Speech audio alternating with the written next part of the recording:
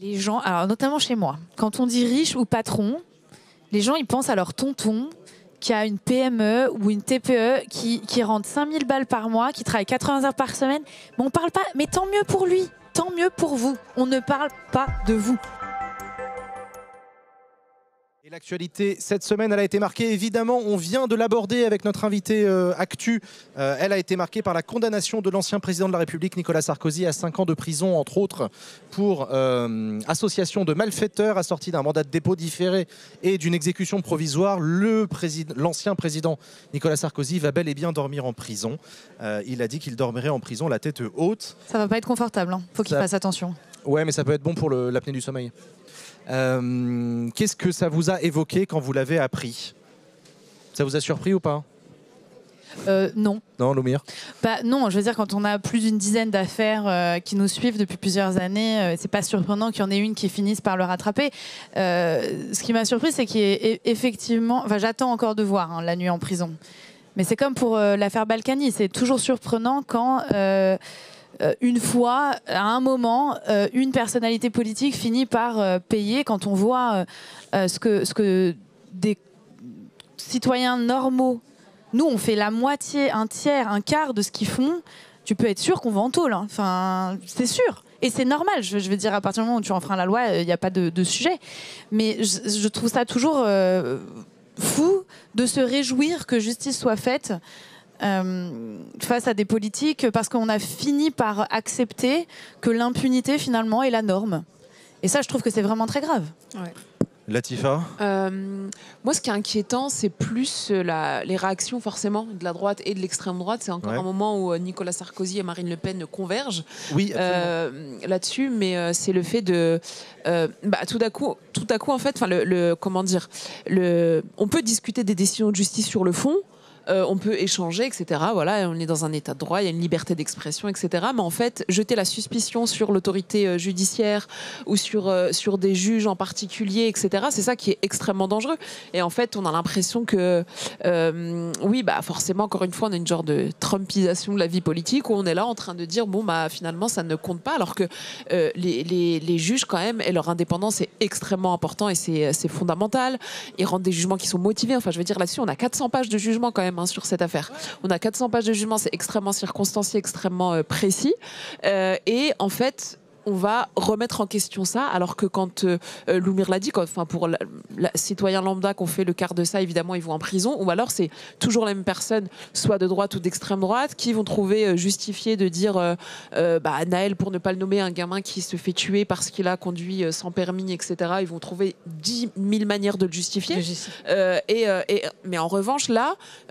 13 ans d'instruction, je crois que c'est ça, sur cette affaire, enfin des révélations de Mediapart, 13 ans d'instruction, un jugement des enquêteurs pour parvenir à ce jugement-là, effectivement, qui est, il a fait appel, Nicolas Sarkozy. Il a fait appel, bien sûr. Voilà, ça montre encore une fois ce que tu as dit, en fait, le décalage entre la population et les politiques de la part d'une partie de la catégorie, de la classe politique qui, quand même, a renforcé extrêmement la justice et sur un point de vue hyper carcéral. Enfin, c'est ça aussi qui interpelle. Donc, c'est-à-dire, ça veut dire quoi? Ça veut dire que la justice, c'est pour tout le monde à part pour eux. Sauf pour eux, oui. C'est pas possible. Oui, elle est toujours laxiste. Mais sauf pour eux, en fait. C'est ça qui est fou, je trouve. Tu es sur les plateaux de télé, à longueur de journée, on nous parle de la journaliste trop laxiste. Et au moment où justice est faite, non, en fait, on annule tout, les juges sont de gauche, c'est la dictature des juges. Et tu dis, il faut savoir, en fait, c'est trop laxiste ou c'est trop dur? Ouais, c'est exactement ça. C'est des hommes et des femmes politiques qui ont l'habitude de toujours prôner plus de dureté, plus de sanctions pour les gens lambda. Et par contre, une fois que c'est... Mais de toute manière, on en avait parlé longuement avec Fabrice Arfi sur le plateau de Backseat, justement, où en fait, c'est un jeu très dangereux auquel... ça donne en fait nos hommes et nos femmes politiques, parce que ils participent aussi à mettre en place une sorte de logique un peu complotiste qui voudrait que les juges soient un peu contre eux systématiquement, parce que il y a quelque chose de très dangereux dans ce jeu-là, et tu viens de l'expliquer parfaitement, Latifa, et je pense aussi que Malheureusement, quand on voit aussi dans des plateaux de télé des bandeaux qui expliquent est-ce que la justice a été trop sévère, ça participe à ça en fait, ça participe à se dire mais à décrédibiliser en fait ce jugement et l'indépendance de la justice.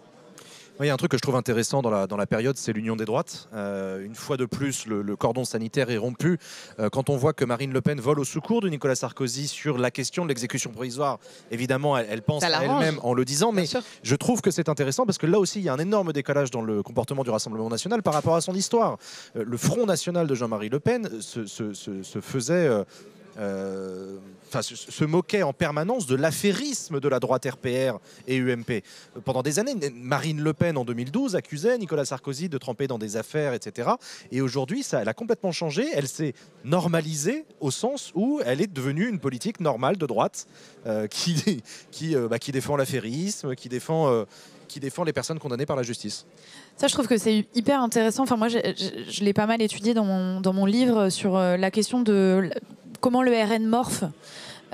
Qu'au début, quand il est sous la coupe de Jean-Marie Le Pen, extrêmement libéral, et il prend vraiment ses racines dans le Sud, qui est largement structuré par la guerre d'Algérie, en fait, et ses héritages. Puis après, c'est Marine Le Pen qui vient et qui prend la tête avec un côté beaucoup plus anti-système, l'UMPS, contre l'élite, et qui prend comme ça le Nord et l'Est, qui sont des bassins désindustrialisés qui votent majoritairement pour des raisons sociales. Et puis maintenant, la bascule qui sera faite doit être pour accéder à la présidence à la fois l'union des droites. Et c'est pas étonnant que ce soit Jordan Bardella et Marion Maréchal qui reprennent la tête, qui sont eux des libéraux.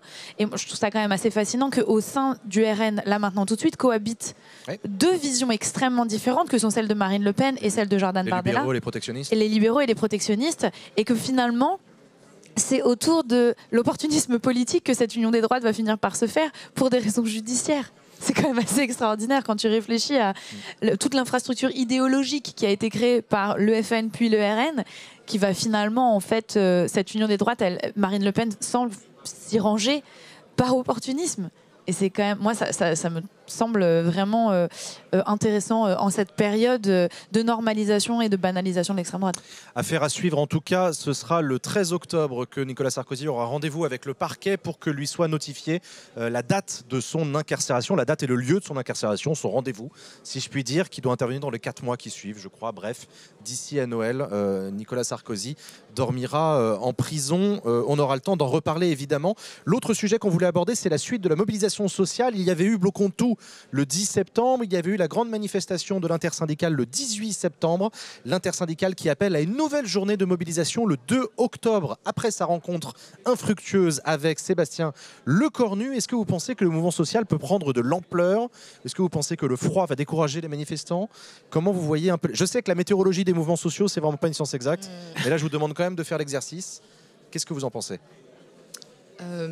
Honnêtement, là, j'ai l'impression que le 10 septembre et le 18 septembre, on a vu une mobilisation qui a malheureusement plus ou moins pris. Et je pense que, en fait, justement, si ces manifestations, elles mobilisent pas plus de personnes, je pense que c'est aussi dû à tout ce qu'il y a autour. C'est-à-dire que on a quand même eu des semaines, des jours avant, notamment la mobilisation Bloquons tout, où en fait on a les médias qui ont passé leur temps à se poser la question de est-ce que ce sera vraiment dangereux, est-ce qu'il y aura des black blocs.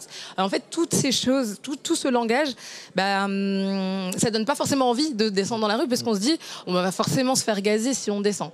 Et donc il y a ça, et il y a aussi tout le schéma national du maintien de l'ordre qui est de plus en plus virulent sous Retailleau, et qui fait que forcément on sait que on va participer à une manifestation pacifique, et en fait tôt ou tard, en fait, à une intersection, il va y avoir une charge pour X raisons, et donc forcément ça n'incite pas forcément les gens à aller manifester. J'ai plein d'amis autour de moi qui avaient peur de ça, qui se sont dit en fait j'ai vraiment peur de finir en garde à vue, j'ai peur de me faire gazer, et donc je pense que c'est ce qui aussi fait que les gens ont moins envie aussi de se mobiliser.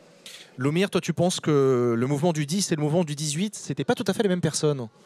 Bah, c'est ce que j'ai vu chez moi. En tout cas, le mouvement du 10, c'est beaucoup plus gilet jaunesque, avec beaucoup d'anciens gilets jaunes qui se sont dit on va essayer de remettre ça.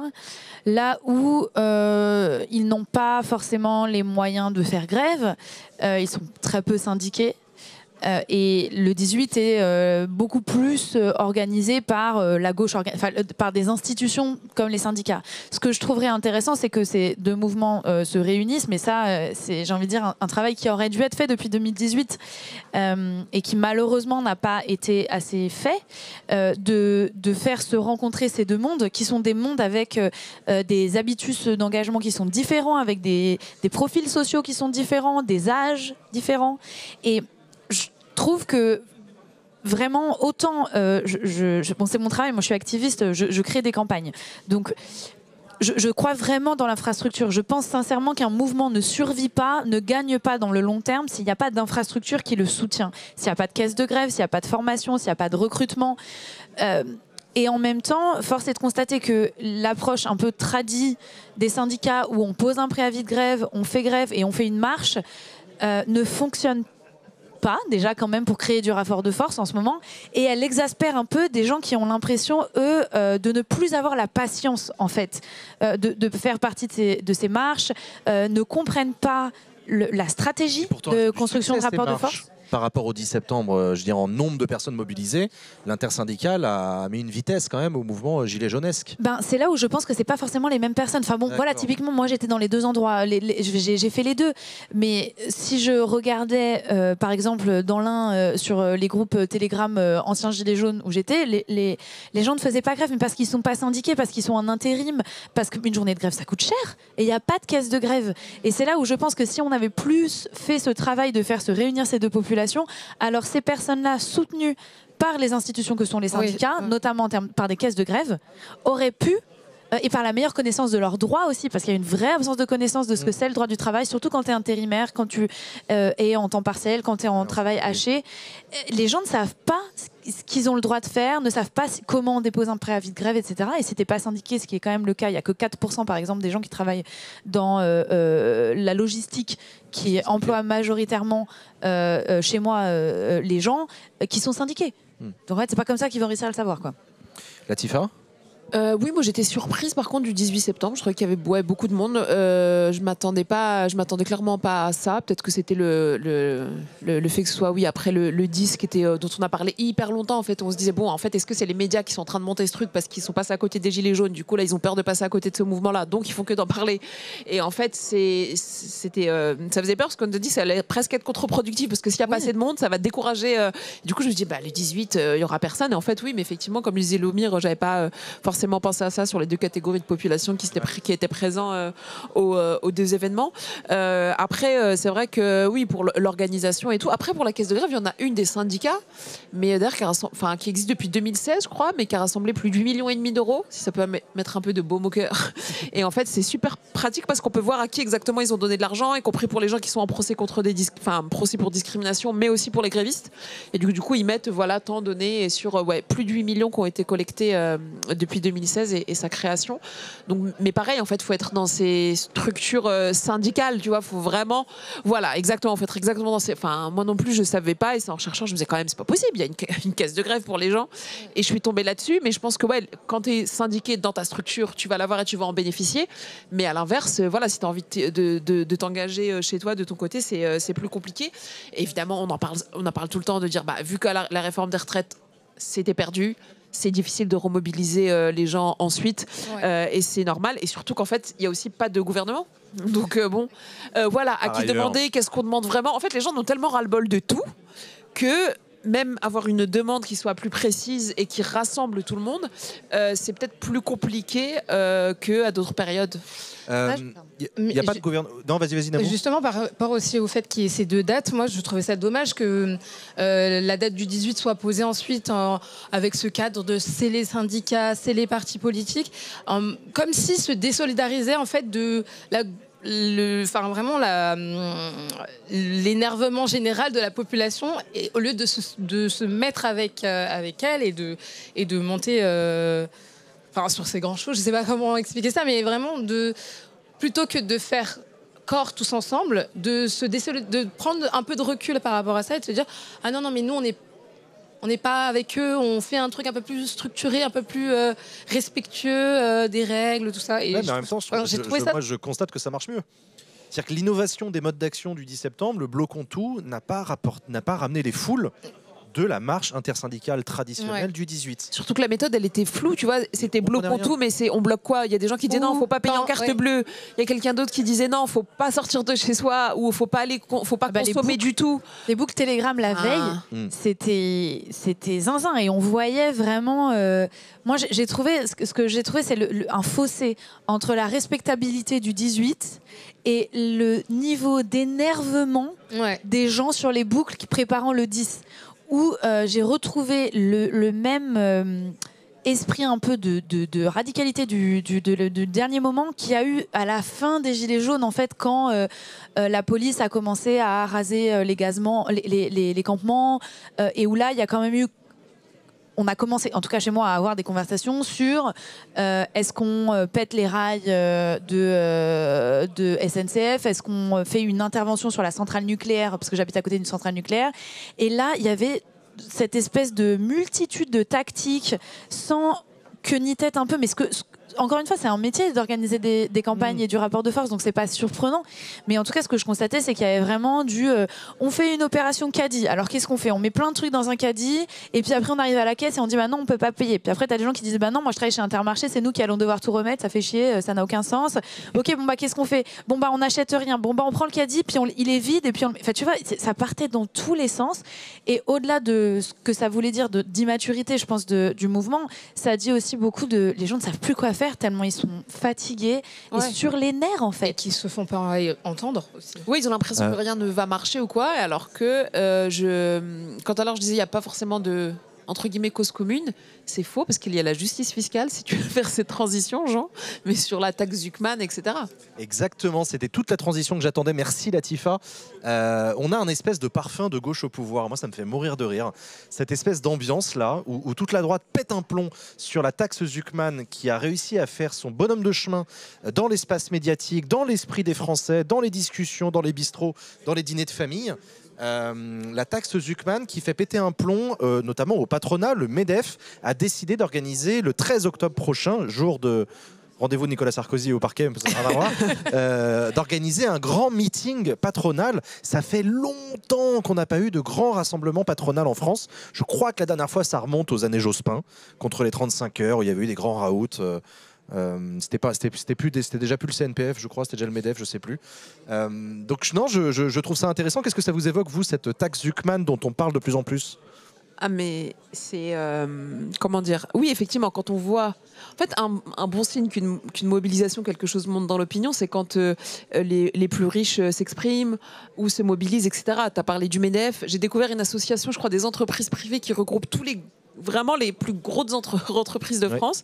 Et ça fait des années qu'ils n'avaient pas fait une conférence de presse. Et là, ils en font une, le thème justice fiscale. Et Bernard Arnault qui parle aussi. Qui pète un plomb, lui aussi. Oui, qui est apparemment dans la mesure. D'accord, ok. Mais voilà, qui nous dit que... Qu'est-ce qu'il a dit sur Zuckman? Que Zuckman était un militant d'extrême gauche qui veut détruire l'économie française. Voilà. Et qu'il est communiste. Communiste. Oui, voilà. Alors, la peur du rouge. Le retour du macartisme.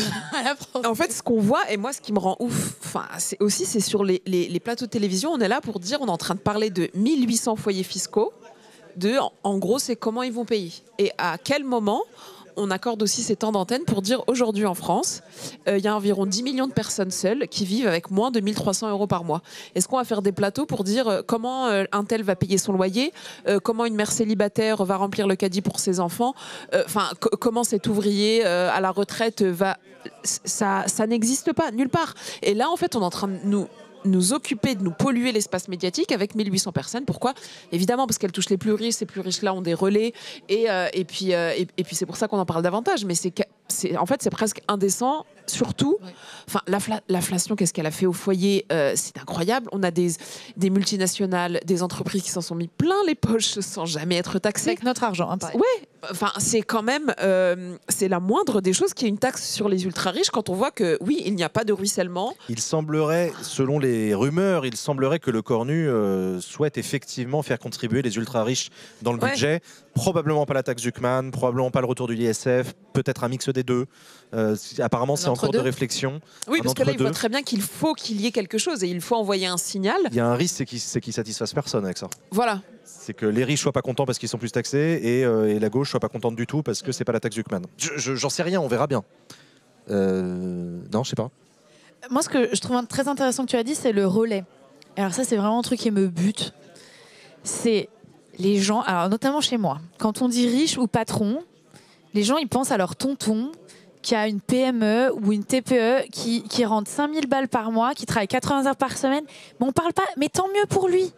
Mais c'est quoi tant mieux pour lui? Vous avez une piscine creusée, vous avez acheté un SUV, vous partez en vacances. Mais tant mieux pour vous. On ne parle pas de vous. On ne parle pas de vous. Vous ne ferez jamais partie de ce club exclusif. Jamais. Vous avez plus de chances de devenir SDF que de devenir milliardaire. Donc en fait, il faut arrêter de croire que vous êtes dans la même équipe. Ces gens, ils vous rouleraient. C'est très puissant, ça, comme non, mais ça me rend zinzin parce que c'est comme cette espèce d'identification sur patron. En fait, non, quand tu es auto-entrepreneur parce que tu fais les ongles à domicile, tu n'es pas patron comme Bernard Arnault, en fait. Donc, vous n'avez pas les mêmes intérêts, vous n'avez pas les mêmes conditions matérielles de vie, donc arrêtez de les défendre. Vraiment, ça me bute de croire que tu penses que tu as plus en commun avec Bernard Arnault que avec Ahmed du bout de la rue, qui pourtant travaille sur la même chaîne chez VP ou chez Amazon que toi, ou que ton voisin qui touche 1004 alors que toi tu touches 2003. Ouais, et vous êtes dans la même équipe. Moi, je suis très curieux de voir les micro-trottoirs au moment du meeting du MEDEF le 13 octobre. Tu verras que ça va être des petits artisans, des petits commerçants. Mais c'est ça, t'as envie de dire, s'ils pouvaient te rouler dessus pour aller acheter un 4e yacht, ils le feraient. Mais vraiment, ils sont pas les steaks de toi. Au fait aussi qu'on n'a pas laissé aussi l'espace médiatique pour mieux expliquer la taxe Zuckman, pardon, et que du coup, tout de suite, on a mis taxe Zuckman est égal, voilà, on va taxer tous les riches et en fait, on simplifie tout ça. Et donc, forcément, il y a des gens qui se disent oh, ben, ça va être moi, ça va être moi. Et il n'y a pas eu cette pédagogie-là. Et je pense que quand elle a été là, elle a été plus faible que les voix dissidentes. Ouais. Non, mais c'est vrai, haute pédagogie qu'il n'y a pas eu, c'est quand Bernard Arnault dit l'économie, etc., va être à terre. Alors c'est pareil, il y a plein de gens aussi qui ça revient beaucoup, même dans des discussions privées, des choses comme ça. Oui, mais c'est eux qui créent la richesse. Oui, mais voilà, en fait, c'est les entreprises qui créent la richesse, elles créent de l'emploi, donc eux, s'ils n'ont pas d'argent, nous aussi, on n'en a pas. Alors non, parce que la contribution aussi par l'impôt, qu'est-ce que ça permet de créer? Des services publics de qualité qui créent aussi de la richesse, et leur richesse individuelle n'existe pas sans notre richesse commune à nous. Et notre richesse commune, elle est où? Elle est là-dedans, en fait. Elle est dans des hôpitaux de qualité, elle est dans les écoles de qualité, et en fait, effectivement, ça passe par de l'impôt. Et le consentement à l'impôt, par contre, là où je suis d'accord, c'est que la question du consentement à l'impôt, c'est aussi le fait d'avoir ces services publics-là de qualité. Là, on est à l'association des maires ruraux de France, donc l'accès aux services publics est aussi une grande question. Et quand les gens sentent que, en vrai, apparemment on paye des impôts mais on n'a pas de service public, ça pose un problème. Mais c'est aussi ça en fait, cet argument qui revient tout le temps, non mais il crée de la richesse, non en fait il y a une richesse qui existe, elle est commune et on y contribue toutes et tous, et on devrait y contribuer toutes et tous à part égale en fait, et selon notre richesse et nos revenus. Je ne sais pas si vous avez remarqué, mais pendant ce temps-là on n'a toujours pas de gouvernement. Le Cornu, Sébastien Lecornu fait des consultations, Sébastien Lecornu fait des déplacements, Sébastien Lecornu annonce des mesures. Sébastien Lecornu n'a pas encore composé de gouvernement. Il se dit même qu'on n'aura peut-être pas de gouvernement composé à la reprise du Parlement le 2 octobre. Ça attendra peut-être encore une semaine ou deux. Qu'est-ce que ça vous évoque? Et pourquoi j'ai l'impression que tout le monde s'en fout? Pourquoi j'ai l'impression que ça... Non mais c'est intéressant. Qui s'en fout? On n'a pas de gouvernement, ça n'intéresse personne. Parce que rappelez-vous Michel Barnier. Non mais voilà. Rappelez-vous Michel Barnier. Tout le monde était dans l'expectative. Qui va devenir Premier ministre? Quel signal? C'est parce qu'on pensait qu'on avait une chance à gauche encore. Exactement. Oui. Maintenant on sait que moi j'arrête. C'est foutu quoi. Mais je pense, c'est juste qu'on est. Nous ont eu à l'usure. Lassitude. Oui, en fait. Mais de toute façon, on va le redire encore que démocratiquement, ça pose un problème. C'est quand même incroyable qu'on ait quand même le NFP arrive en tête, et là on se retrouve avec un Macron bis. Parce que le Cornu, c'est ça. Oui. C'est un Macron bis, etc. Donc, en fait, qu'ils fassent leur gouvernement, qu'ils ne le fassent pas. De toute façon, ils font les trucs de leur côté. Comme ils en ont envie. En fait, allez, nommer un gouvernement, au moins, ça fait quelqu'un sur lequel les organisations vont pouvoir faire pression. À la limite, c'est ça. Mais... Pour le coup, qui nomme un Macron bis, peu importe le profil du bonhomme, ce qui compte, c'est ce qu'il va faire et ce qu'il va présenter comme budget. Pour moi, l'exercice, ça va être la présentation de sa politique générale, ça va être la présentation de sa première mouture du budget, les négociations sur les amendements en commission des finances. C'est là qu'on verra de quoi il est fait, le Sébastien Lecornu. C'est pas dans le casting de son gouvernement. Mais donc, je vous avoue, je m'en fous un peu aussi. Mais je trouve ça intéressant parce que peut-être que c'est... Parce que quand je t'écoute, je me dis oui, t'as raison. Tu vois, je m'étais même pas dit ça parce qu'en fait, moi, j'avoue que j'en peux plus. Et du coup, je me dis, à force de maltraiter ce qu'est la fonction gouvernementale, ce que c'est censé d'être gérer les affaires courantes d'un pays, eh ben, on en arrive à se prendre la tête sur un casting, alors qu'en effet, le plus important, c'est le budget. Mais tu vois, moi-même, pendant que tu parlais, je me disais, il a raison, oui, c'est vrai, finalement, on s'en fout un peu des ministres, mais c'est devenu ça, en fait, la politique oui, c'est vrai, le people politics à outrance, tu vois. On s'en fout du casting. Ce qui compte, c'est les personnes qui sortent du bureau de Lecornu et qui témoignent devant les micros tendus des chaînes de télé sur ce qu'il s'est dit dans le bureau, où en sont les négociations, où est-ce que ça avance, etc. Moi, j'ai l'impression que c'est toujours au point mort. Je ne sens pas du tout le PS prêt à soutenir Lecornu. Je sais que le PS fait aussi monter les enchères de son côté, il aurait tort de se priver, mais sans victoire très symbolique sur l'ISF, sur la taxe Zuckman, sur le retour de la retraite à 62 ans, j'ai du mal à imaginer que le PS soutienne. Et quand bien même le PS soutiendrait, je suis même pas sûr que ça passe. Moi, je pense que, on a l'impression qu'il n'a pas l'air d'être très pressé, mais en fait, je pense que juste il est dans une impasse totale, parce qu'il faut pas qu'il réitère les mêmes erreurs que Barnier ou Bayrou, et donc il faut qu'il réussisse à convaincre tout le monde et en même temps personne, quoi. Enfin, il pourra pas concilier tout. Oui, il pourra pas. Il réussira jamais à concilier tout le monde. Et donc, il est juste. Je pense que il est tout aussi embarrassé que nous, dans le sens où s'il essaye de faire abstraction du coup du PS, ça va forcément mener à nouveau à une nouvelle censure et rebelote. Et on est au même point en fait. Donc c'est un cercle vicieux. Mais moi je pense que c'est impossible. Je commence vraiment à penser que la dissolution c'est le truc qui a le plus de chances d'arriver. D'une manière ou d'une autre. Je pense que Macron va peut-être se retrouver contraint et forcé. Mais ça m'interrogerait de parler, tu vois, par exemple, aux maires qui sont ici, de dire, mais en fait, vous, ça vous fait quoi? Notamment pour les gens qui travaillent en mairie. La perspective d'avoir 2 élections à organiser en mars, la menace de...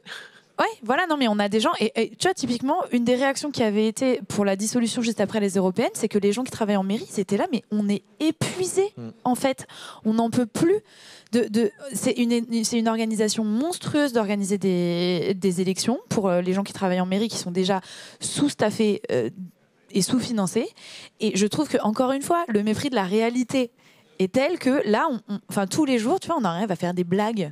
Dissolution, pas dissolution, on va voir. Mais en fait, il y a des gens dont c'est le quotidien, dont c'est la vie. Et je trouve ce mépris pour les conséquences que des décisions prises au sommet vont avoir pour nous, et les maires notamment, parce qu'ils sont eux-mêmes en pleine campagne quand même de réélection. Enfin, il y a quand même 36 000 listes de gens qui sont en train de se constituer, d'écrire un programme, de créer des équipes. Donc ça veut dire quoi? En plein milieu, on va dire non, en fait, alors attendez, c'est déjà suffisamment compliqué d'intéresser les gens à la politique. Donc en fait, non, on allait vous parler de ce qui va se passer au niveau local, mais en fait, attendez, là, on revient sur l'Assemblée nationale, puis alors après, on va revenir. Enfin, c'est pas sérieux, en fait. C'est vrai que les maires et les maires qui sont ici, les maires ruraux en particulier, sont concentrés également sur les annonces budgétaires, quel que soit le gouvernement, pour savoir s'ils auront une DGF qui ressemble à quelque chose l'année prochaine ou s'ils vont devoir annoncer des très mauvaises nouvelles à leurs administrés à quelques mois des élections. C'est très concret, c'est effectivement très concret. Autre sujet qu'on voulait aborder, c'est la manifestation de la FNSEA, syndicat agricole contre les droits de douane et l'accord UE-Mercosur. Journée de mobilisation intéressante, Loumir. Je voulais t'entendre dessus parce qu'on a vu que les écolos ont appelé à manifester avec la FNSEA. Enfin. Qu'est-ce qui s'est passé ? En fait, ce qui se passe, c'est qu'on est d'accord. Enfin, je veux dire, quand tu prends les revendications, les inquiétudes premières des agriculteurs, c'est le prix. Oui, normal.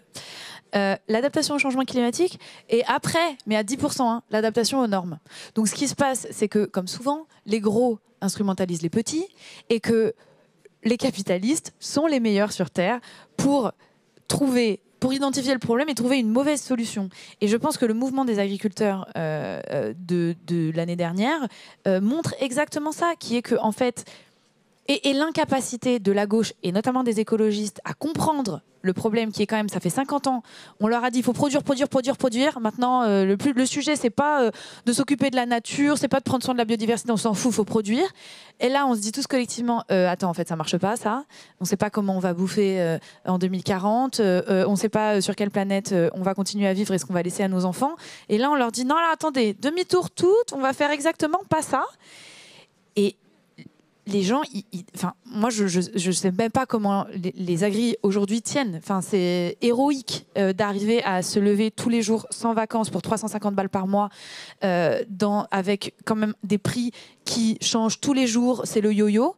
Et je crois que collectivement, il faut qu'on arrive à identifier que une des causes profondes de cette situation, c'est le libre-échange. Et c'est le fait que peut rentrer sur des marchés des produits similaires à prix cassé sans les mêmes normes. Le fait que ce soit des dirigeants en costard qui aient signé des accords à Bruxelles, à New York, alors que ça ne tient pas sur le terrain, ça ne tient pas. Et je trouve ça vraiment bien qu'on change des postures, alors même qu'il y a eu beaucoup de violence, notamment des agriculteurs sur les écologistes récemment, on pourra en reparler, et donc c'est pas forcément évident de créer des solidarités et des coalitions, mais je trouve ça très bien qu'on ait réussi à le faire, parce qu'en fait, on a le même problème, on a identifié le même responsable. Et ça, c'est la continuation du libre-échange avec des accords type le Mercosur. En tout cas, ça nous rappelle que la ruralité est plurielle, que les agriculteurs aussi sont pluriels, sont différents les uns des autres, que les alignements partisans des organisations syndicales sont plus compliqués à lire que ce qu'on pourrait imaginer. Qu'est-ce qu'il en est d'ailleurs de la Confédération paysanne et de la coordination rurale dans cette journée de mobilisation ? La Conf a appelé à se joindre et la CR, dans mon souvenir, a dit qu'ils allaient demander une rencontre avec le Cornu pour faire le point. C'est les infos que j'ai. D'accord. Que tout le monde peut avoir parce que je les ai trouvés dans les journaux. Hein, donc. Oui. Est-ce que l'idée c'est de casser la logique d'alignement politique des syndicats sur les partis, comme on a pu l'observer entre la coordination rurale et le RN ? Je pense que comme toujours, quand on parle des vrais problèmes, c'est-à-dire des problèmes économiques et de vision économique, le RN est emmerdé. Parce qu'en fait, le RN, dès qu'il s'agit de parler de taxes, des vrais responsables de nos problèmes, c'est-à-dire un monde complètement déséquilibré où un tout petit nombre de gens ont un pouvoir disproportionné sur tous les autres, ils n'arrivent pas à identifier ça. Et c'est là, et je veux dire, on le voit bien, c'est la grande alliance entre l'extrême droite et l'extrême argent. Elle est constante et la seule manière de ne pas la voir, c'est de continuer à trouver d'autres responsables de nos problèmes. Les migrants, les trans, les noirs, les arabes, les écolos, les Khmer verts. En fait, ce qui, moi, je trouve assez fascinant, toujours quand on fait du militantisme, c'est qu'au final, on se rend bien compte que les gens qui sont impactés par ces décisions trouvent des accords et des coalitions et des solidarités. Parce qu'en fait, on n'est pas débile et on est capable, quand on a une conversation, d'identifier que la plupart du temps, le responsable de nos problèmes, c'est le capitalisme fou et ses alliés politiques. Vous êtes d'accord ? Oui. Moi, je pense que même on va avoir d'autres types de solidarité intermouvements comme ça qui vont se multiplier dans l'avenir, parce qu'il va y avoir d'autres accords de libre-échange qui vont être signés entre l'UE. Il y a des négociations qui ont lieu en ce moment. Et l'Asie du Sud-Est, l'Indonésie, la Malaisie, donc ça va continuer en fait. Et donc il va y avoir tout le temps cette question aussi des conséquences que ça va avoir concrètement au niveau de la concurrence déloyale, de l'impact environnemental que tout ça peut avoir, et aussi de juste les normes, c'est-à-dire qu'on va se retrouver à manger des aliments ultra transformés, ultra remplis d'OGM, parce que ils n'auront pas réussi à négocier suffisamment le respect de nos normes UE, alors qu'ils l'imposent en contrepartie à nos agriculteurs européens. Voilà, c'est lunaire. C'est lunaire en fait. Non, c'est insensé de demander ça aux gens, quoi. On va voir en tout cas à l'avenir si on continue à avoir des mobilisations comme ça contre le libre-échange dans lequel la FNSEA rentre, même si tu as le risque que la FNSEA ait un double discours entre ce qu'ils disent. Voilà. Moi, ça me fait assez sourire de voir le président de la FNSEA vent debout contre le Mercosur, alors qu'il y a quelques mois, pendant le mouvement des agriculteurs, ou pendant la loi du plomb, quand on a essayé de poser le sujet de l'emprise des multinationales sur l'agriculture mondiale, notamment l'agriculture française, c'est comme riche et patron agriculteur. Ça veut rien dire en fait, parce qu'entre les grands exploitants céréaliers, les éleveurs, les gens qui sont même en permaculture, tu vois, qui sont des néos, en fait il y a plein de types d'agriculture, et comme souvent, les plus gros et les plus riches captent la parole, capturent le débat public, et on a du mal à entendre les autres. On voulait parler de l'extrême droite aussi, avec le discours de Donald Trump à la tribune des Nations Unies. Il a lâché la rampe, hein. Je crois qu'on peut le dire, là ça y est. L'a-t-il déjà tenu un jour? C'est vrai, c'est une bonne question, Loumir. Assez impressionnant, et notamment la distinction qu'on a entre l'extrême droite américaine et l'extrême droite française sur le style, notamment parce que l'extrême droite française continue à jouer la stratégie de la cravate, comme on l'a appelé, la stratégie de la dédiabolisation, la respectabilité, le fait d'aller draguer les milieux professionnels, les milieux d'affaires, le fait de bien se comporter dans les institutions, alors qu'aux États-Unis, on a l'impression qu'à l'inverse, ils ont lâché la rampe et ouais, ils ont lâché les freins et ça marche très bien pour eux. Qu'est-ce que vous en pensez, Latifa? Est-ce que vraiment, il y a oui, effectivement, pour la stratégie de la cravate, la dédiabolisation et tout, mais enfin, c'est bien passé presque d'un point de vue marketing, mais en soi, les gens qui entourent Marine Le Pen, qui entourent le Rassemblement national, des groupuscules ultra-violents, jusque le milieu des affaires, etc., ça reste les mêmes personnes et c'est la même continuité, parce que tous ces gens appartiennent à un même cercle social, se voient, échangent ensemble, etc. Donc là-dessus, c'est pas forcément... voilà, c'est purement stratégique. Et après, c'est vrai qu'on avait pourtant beaucoup parlé pour Zemmour de parallèle avec Trump, etc. Est-ce qu'il faisait pas la même chose, ou, enfin, quand on voit aussi le fait d'appeler de faire pas mal d'influenceurs d'extrême droite, de faire appel à eux, de diffuser tout un tas d'informations complètement fausses, de détourner des récits aussi qui sont progressistes. Là, on le voit avec, je sais pas, les collectifs fémonationalistes qui vont s'emparer d'affaires de violences sexistes et sexuelles uniquement quand elles concernent des personnes qui sont suivies au QTF, en tout cas qui en sont coupables. Et donc en fait on voit de plus en plus, j'ai l'impression, les mêmes ressorts qu'on peut voir outre-Atlantique, etc.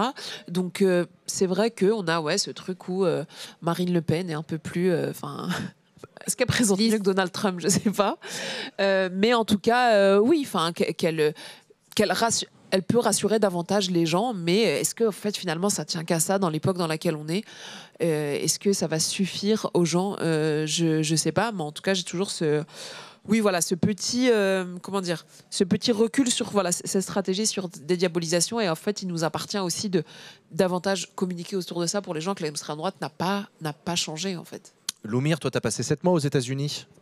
Tu as vu de près les dingueries de Donald Trump? Ouais, je rentre de 7 mois dans le Kentucky et en Virginie occidentale, qui sont deux des États les plus acquis au Trumpisme. Mon analyse, alors elle vaut ce qu'elle vaut, hein, mais c'est que en fait les États-Unis sont d'une telle violence quotidienne. C'est inimaginable pour nous qui vivons dans un État où il y a des services publics, où il y a... alors, bien sûr, il n'est pas parfait, il est parfois défaillant. Enfin, je veux dire, on est en pleine ruralité. A fortiori, il y a des services publics qui ferment, mais c'est toujours d'ailleurs corrélé à une augmentation du vote d'extrême droite. On le sait, quand un service public ferme, la population se met à voter plus pour l'extrême droite. Mais en fait, ça n'est sans aucune commune mesure aux États-Unis. Par exemple, tu te fais renverser, donc mettons, tu traverses la route, tu te fais renverser par une voiture, tu n'appelles pas une ambulance, tu appelles un Uber parce que ça coûte trop cher une ambulance. Enfin, et tout ça, c'est ça, j'ai rencontré beaucoup de personnes qui occupent 1, 2, 3 emplois. Et donc, je crois assez sincèrement que dans un système où le capitalisme est tellement fou, où il est tellement destructeur, où les gens mangent de la merde, boivent... Enfin, je veux dire, dans les endroits où j'étais, il n'y a pas d'eau potable. Il n'y a pas de système d'égout. En 2025, hein, des égouts à ciel ouvert, il y a un tuyau et hop, ça sort.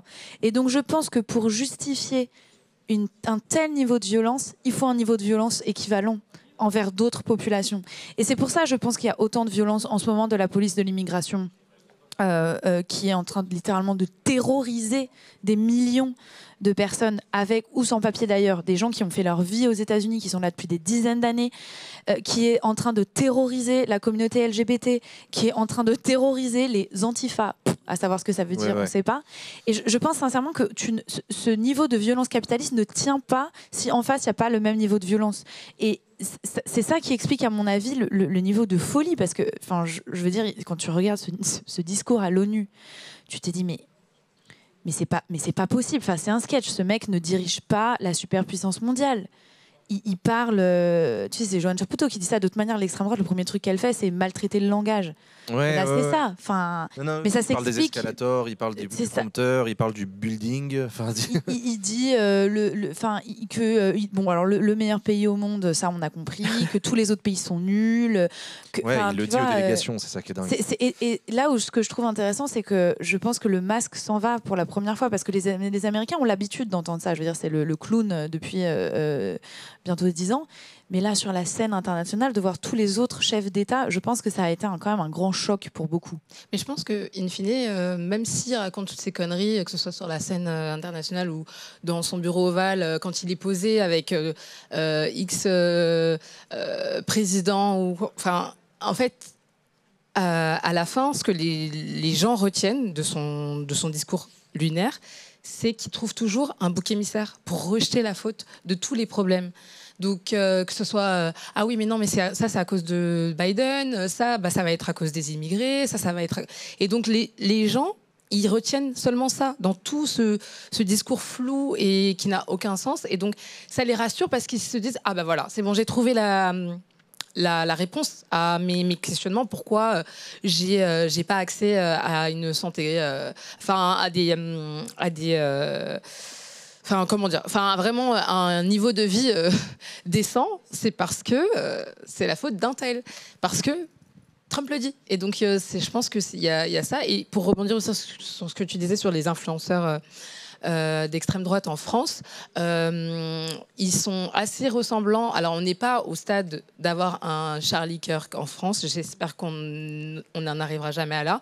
Mais on est sur cette dynamique-là, parce que le nombre d'influenceurs d'extrême droite qui ont rendu hommage à Charlie Kirk, parce qu'ils sont dans la même idéologie, dans la même pensée, en fait. Ce nourrit, c'est qu'ils sont très admiratifs de Charlie Kirk. Exactement, parce qu'ils se disent, on aimerait atteindre ce niveau-là, parce pour eux, c'est aussi la manière aussi de faire passer leurs idées. Et donc, ces influenceurs d'extrême droite, on pense qu'ils sont plutôt proches d'un Zemmour que d'une Marine Le Pen, parce qu'elle essaye de ne pas trop s'afficher avec eux. Mais au fond, ils sont dans ses rangs, ils sont parmi ses équipes, et il ne faut pas qu'on l'oublie, quoi. Tu as vu l'IFP, donc l'Institut de la formation politique, l'espèce d'école de l'extrême droite de Marion Maréchal à Lyon, a nommé sa prochaine promo la promo de Charlie Kirk. Ah, super. Ah, je ne savais pas.